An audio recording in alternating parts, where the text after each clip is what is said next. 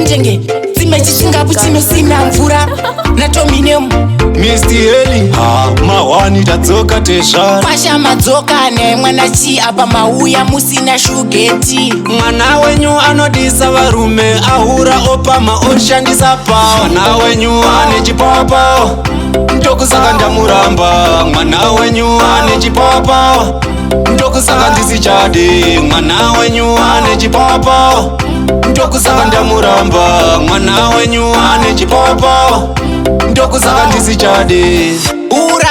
mwanangu hura shitarisa uonewe watokura Levo rekurorwa wakatoripfura Ndakakutumidza stara tete rekuhura Pasha akauya nepfuto mvura Pfufanika mombe tomutunga Usavaterere vaya vanopenga Tunonaka unotofanirwa kutenga Mwana wenyu ane chipawa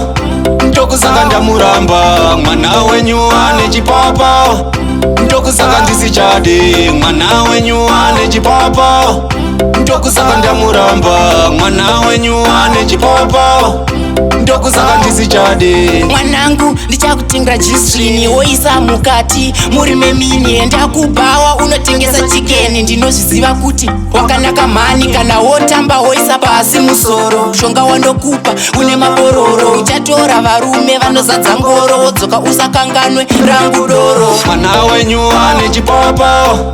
ndokusaka ndamuramba Mwana wenyu ane chipawa ndokusaka ndisichade Mwana wenyu ane chipawa ndokusaka ndamuramba Mwana wenyu ane chipawa ndokusaka ndisichade Ura mwanangu hura shitarisa uonewe watokura Levo rekurorwa wakatoripfura Ndakakutumidza stara tete rekuhura Pasha akauya nepfuto mvura Pfufanika mombe tomutunga Usavaterere vaya vanopenga Tunonaka unotofanirwa kutenga Mwana wenyu ane chipawa ndokusaka ndamuramba Mwana wenyu ane chipawa ndokusaka ndisichade Mwana wenyu ane chipawa ndokusaka ndamuramba Mwana wenyu ane chipawa ndokusaka ndisichade